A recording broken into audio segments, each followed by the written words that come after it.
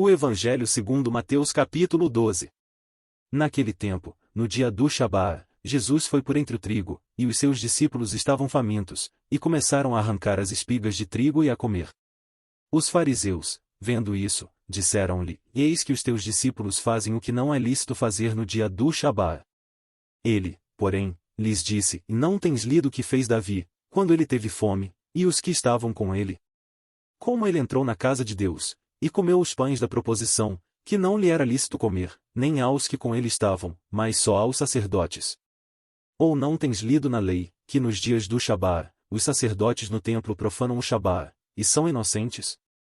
Pois eu vos digo que neste lugar está um maior do que o templo. Mas, se vós soubesseis o que isto significa, eu quero misericórdia, e não sacrifício, não condenaríeis os inocentes. Porque o Filho do Homem, até do dia do Shabá, é Senhor. E, partindo dali, ele chegou à sinagoga deles. E eis que ali estava um homem que tinha sua mão seca. E eles perguntaram, para o acusarem, dizendo: É lícito curar no dia do Shabá? E ele lhes disse: Qual homem haverá dentre vós que, tendo uma ovelha, e ela caindo em uma cova no dia do Shabá, não lançará mão dela, e a levantará? Pois, quanto mais vale um homem do que uma ovelha? Portanto, é lícito fazer bem nos dias do Shabá. Disse-lhe então ao homem: Estende a tua mão. E ele a estendeu, e lhe foi restaurada, sã como a outra. E os fariseus, tendo saído, realizaram um concílio contra ele, como poderiam destruí-lo. Mas Jesus, sabendo disso, retirou-se dali e grandes multidões o seguiam, e ele curou a todos, e os advertiu de que não deveriam fazê-lo conhecido, para que pudesse se cumprir o que fora dito pelo profeta Isaías, dizendo: Eis aqui o meu servo, que eu escolhi, o meu amado, em quem a minha alma se satisfaz, eu colocarei sobre ele o meu espírito, e ele mostrará aos gentios o juízo.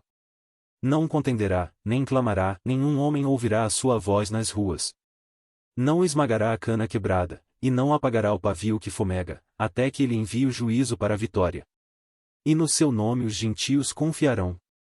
Então, trouxeram-lhe um possuído por um demônio, cego e mudo, e ele o curou, de tal modo que o cego e mudo falava e via. E toda a multidão, espantada, dizia: Não é este o filho de Davi? Mas os fariseus, ouvindo isso, diziam: Este indivíduo não expulsa os demônios senão por Belzebu, príncipe dos demônios.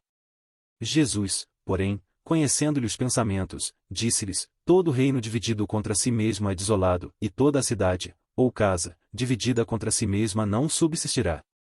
E, se Satanás expulsa Satanás, está dividido contra si mesmo, como subsistirá o seu reino? E, se eu expulso os demônios por Belzebu, por quem os expulsam então vossos filhos? Portanto, eles serão os vossos juízes. Mas, se eu expulso os demônios pelo Espírito de Deus, então o reino de Deus é chegado a vós. Ou, como pode alguém entrar na casa de um homem forte e furtar os seus bens sem primeiro amarrá-lo? E então roubará a sua casa. Quem não está comigo é contra mim, e quem comigo não ajunta, espalha. Portanto, eu vos digo, toda espécie de pecado e blasfêmia se perdoará aos homens, mas a blasfêmia contra o Espírito Santo não será perdoada aos homens. E quem falar uma palavra contra o Filho do Homem, isso lhe será perdoado, mas, se alguém falar contra o Espírito Santo, não lhe será perdoado, nem neste mundo, nem no mundo vindouro. Ou fazei a árvore boa, e o seu fruto bom, ou fazei a árvore má, e o seu fruto mau, porque a árvore é conhecida por seu fruto. Ó geração de víboras, como podeis vós dizer boas coisas, sendo maus? Pois do que há em abundância no coração, disso fala a boca. O homem bom traz boas coisas do bom tesouro do seu coração, e o homem mau do mau tesouro traz coisas más. Mas eu vos digo que de toda palavra ociosa que os homens disserem hão de dar conta no dia do juízo.